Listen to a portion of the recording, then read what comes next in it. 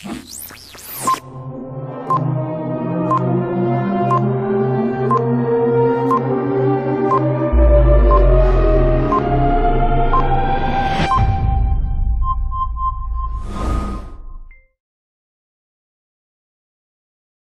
el mundo de la medicina moderna existe una problemática que día a día aqueja tanto a médicos como a pacientes. Un análisis exhaustivo al consentimiento informado supone fácilmente la elaboración de un trabajo de investigación. ¿Reciben los sujetos la información pertinente? ¿Cuentan los pacientes con el debido entendimiento de la información? ¿Conocen los médicos la correcta forma de aplicar el consentimiento informado? En la actualidad, aún existen muchos médicos que tratan a sus pacientes como a sus hijos. La elaboración de un documento que garantice los derechos del paciente a recibir información pertinente y tomar decisiones concienciadas sobre su vida y salud es vital en un país democrático. Es que si es que hay un consentimiento informado bien explicado y un consentimiento informado aceptado, es difícil que un paciente demande a un facultativo por mala práctica. El consentimiento informado sirve para todo lo que es programado, ¿ya? Todo lo que yo puedo programar, tratamientos de largo plazo, quimioterapias, intervenciones quirúrgicas, cualquier tipo de procedimiento que se va a dar al paciente. Artículo 362 de la misma Constitución vigente del 2008 habla de que los servicios de salud serán seguros, de calidad y calidez y garantizarán el consentimiento informado, el acceso a la información y la confidencialidad de la información de los pacientes. Nos hemos topado con que en muchos casos, muchos médicos, cuando existe ya la denuncia por mala praxis, indican de que el paciente sí firmó el consentimiento informado y que por el simple hecho de haber firmado dicho documento está exento de responsabilidad penal. En los últimos años ha surgido un nuevo ideal en la relación clínica médico-paciente. El paradigma autonomista, el mismo obliga a informar e incorporar las preferencias del enfermo en la toma de decisiones. No obstante, los médicos siguen siendo los portadores del conocimiento científico y en ellos sigue existiendo un alto grado de responsabilidad y compromiso. Bajo estos principios surge la interrogante: ¿es el consentimiento informado una pieza clave para probar y descargar la responsabilidad de los médicos en las intervenciones a sus pacientes?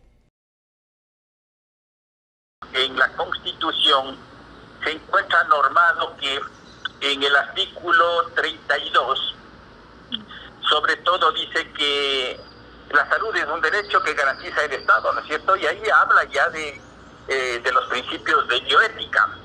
¿Ya? Si nosotros nos vamos un poco más adelante al artículo 362 de la misma Constitución vigente del 2008, habla de que los servicios de salud serán seguros, de calidad y calidez y garantizarán el consentimiento informado, el acceso a la información y la confidencialidad de la información de los pacientes. El consentimiento informado es un proceso de comunicación y deliberación que forma parte de la relación de un profesional de salud y un paciente capaz, por el cual una persona autónoma, de forma voluntaria, acepta, niega o revoca una intervención de salud en caso de menores de edad o personas incapaces. Quien otorga el consentimiento es su representante legal. Los requisitos mínimos con los que debe contar un consentimiento informado, según lo estipula en el Acuerdo Ministerial 5316, establecido en el 2016 por el Ministerio de Salud Pública para que el paciente entienda la importancia de su intervención, son la descripción de la intervención, los riesgos más y menos comunes, las alternativas al procedimiento y las consecuencias para la salud del paciente en caso de que éste se niegue a rechazar el procedimiento. No se tiene plena conciencia de esa exigencia, de ese requisito legal. Si creo que es necesario, no lo creo yo, es que lo dice la ley. El consentimiento informado tiene que ser aplicado conforme está estrictamente estructurado en el artículo 5316 y no puede ser de otra manera. Lo que no está apegado a ese acuerdo ministerial, lo que no cumple con todos esos requisitos a los ojos del derecho y en caso de juicio no contemplaría validez formal dentro de un proceso para probar que se ha dado el consentimiento informado. Las normas y leyes que amparan el Acuerdo Ministerial 5316 son varias, mismas que se han ido creando en el paso del tiempo como una medida para que tanto médicos como pacientes puedan ejercer plenamente sus derechos. Entre estos lineamientos legales se encuentran 3 muy importantes, los cuales son la Ley Orgánica de Salud, la cual señala en el artículo 7, literal E, el derecho de todos los pacientes a ser oportunamente informados sobre el tratamiento que se llevará a cabo. En el mismo artículo, en el literal H, se hace referencia a la autonomía del paciente y su voluntad a través del consentimiento informado. Los artículos 5 y 6 de la Ley de Derechos y Amparos del Paciente establecen el derecho de los pacientes a la información previa y a decir o declinar ante cualquier tratamiento médico. El Código de Ética Médica, en su artículo 15, señala que un médico no podrá realizar ninguna intervención quirúrgica sin el preciso aviso del enfermo o de sus representantes legales. Para que exista un mejor entendimiento de esta medida que beneficia tanto a médicos como a pacientes, el Ministerio de Salud Pública consideró necesario establecer un modelo de gestión y aplicación del consentimiento informado en la práctica asistencia, mismo que establece que el consentimiento informado es de obligatoria observancia a nivel nacional para todos los establecimientos del Sistema Nacional de Salud. Es decir, se debe poner en práctica tanto en instituciones públicas como privadas.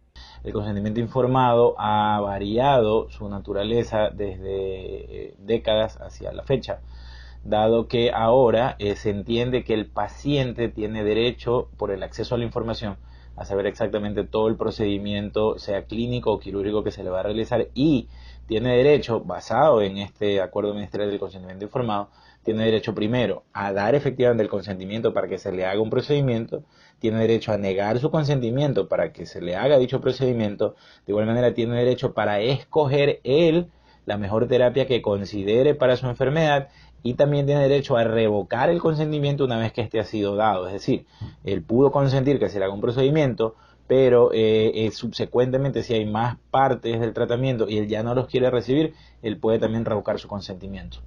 El precepto del consentimiento informado en Ecuador no es nuevo. Data de la década de los 80, entre 1905 y 1957. Se realizaron en el país 3 operaciones claves para que se incorpore el consentimiento informado como una medida legal para el correcto ejercicio de la medicina.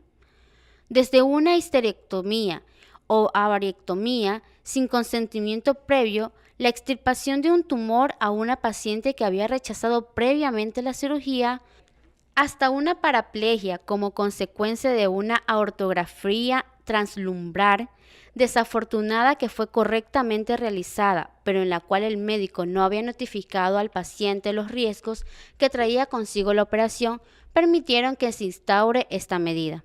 De acuerdo con la ley, el consentimiento informado se aplica en procedimientos diagnósticos, terapéuticos o preventivos. Al paciente se le explica el procedimiento, los riesgos, beneficios, alternativas a la intervención de existir y las posibles consecuencias derivadas si no se interviene.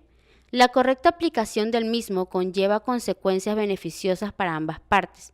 En el caso de los médicos, el número de demandas por complicaciones se reduciría. Existirían menos dudas en torno al proceso de intervención, mientras que el paciente pueda adaptarse mejor a los futuros problemas, esclarecer las dudas y descartar ideas erróneas que le hayan surgido frente al procedimiento. El consentimiento informado puede producirse de manera verbal en un caso de una intervención clínica menor. Cuando se trata de un procedimiento de salud de riesgo mayor, el consentimiento debe ser expresado por escrito, por el paciente o su representante legal, cuando corresponde en un formulario firmado que será parte de la historia clínica. Desde mi punto de vista, el no cumplir con la ley acarrea consecuencias que pueden ser inclusive de tipo penal. En nuestro medio todavía no está muy difundido eso, pero por ejemplo, si usted revisa qué pasa en Argentina, por ejemplo, que es en España, la sola no ejecución de la firma del consentimiento conlleva una responsabilidad penal a los médicos que no hacen firmar el consentimiento. Y yo pienso que así debería aplicarse en nuestro medio. Es decir, el consentimiento informado es una obligación que todos los médicos debemos cumplir. Como el señor no tiene seguro, no tiene tarjeta, no se lo puede atender. Eso es un delito que está tipificado en el artículo 218 del COI, que se llama la desatención. Legalmente, en Ecuador, con las leyes, el médico puede ir preso o puede llevar algún tipo de sanción, tanto a nivel institucional como también a nivel jurídico. La firma internacional Ecuador-España Díez Leal Group, en colaboración con la Agencia de Seguros Médicos en Guayaquil, Uniteco, pusieron en marcha desde el 2016 una plataforma ideada para que los médicos puedan realizar consentimiento informados con todos los requisitos que dicta la ley. El dominio web bajo el de la misma es el consentimiento informado EC. Dicha plataforma está abierta a todos los profesionales de la salud a nivel nacional. Y esta es la personalización que el médico va a poner respecto al paciente puntual, ¿sí? Es decir, si el paciente es diabético, riesgos de cicatrización y sangrado por simple hecho de ser diabético. ¿Okay? Vamos a incluir ahí otras alternativas como soy diabético. ¿Qué más me puede proponer?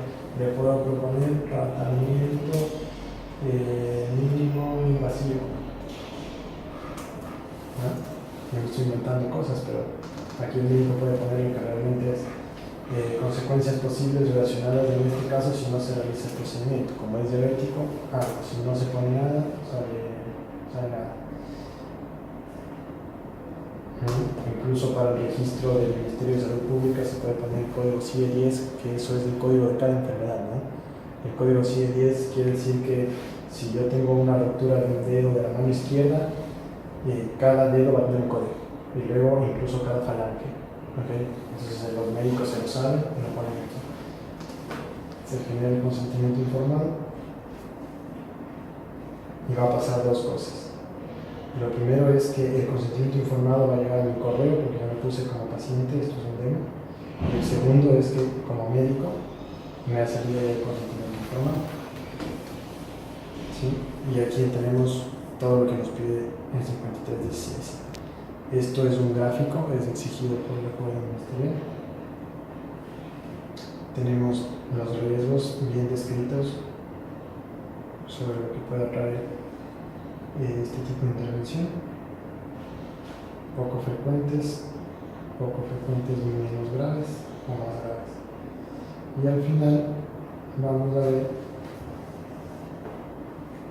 lo que es ingreso manual.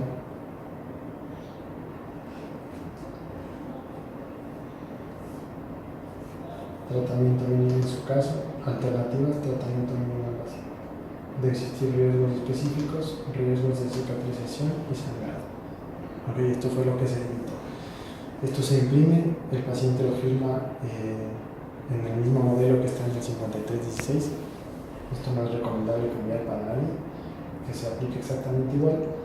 Se firma, se archiva y se continúa con el proceso, se puede llevar el procedimiento y esto queda para respaldo del médico, la firma física, ¿ya? Mientras que lo que se ha enviado por correo queda para respaldo del paciente, ¿sí? Eso va a quedar en el correo del paciente, la hora, la fecha, el momento en que se le envió al paciente, el documento y lo que tiene escrito en el documento. De acuerdo con un sondeo realizado a diferentes ciudadanos de la urbe porteña, se pudo concluir que 7 de cada 10 personas tienen conocimiento sobre el consentimiento informado. Sin embargo, aún existe un alto grado de desconocimiento en cuanto a todo lo que esta medida implica y las leyes que amparan sus derechos en caso de que ocurra alguna negligencia por parte de los galenos. Conozco lo que es el consentimiento informado, o sea, es algo cuando uno va a realizarse una operación o algo quirúrgico, que a uno le informe los riesgos y las consecuencias del antes y el después de la operación. Firma un documento en caso de una enfermedad, por ejemplo mi madre hace muchos años tuvo 2 operaciones y igual le hicieron firmar ese documento, ¿no? Aceptando ella lo que el médico le iba a hacer, la medicina que le iba a llevar y la recuperación que iba a llevar. Ya, es bueno que los doctores nos informen en el momento que ya es programada la operación, qué pasos tenemos que seguir, por lo que hay personas que no conocemos el consentimiento que para la operación ni los requisitos, y es bueno que ellos nos ayuden con un formato impreso para poder seguir las pautas al pie de la letra. Sí, sí tengo conocimiento de eso. Justamente cuando me realizaron la operación de la hernia, entonces tuve conocimiento de eso al respecto.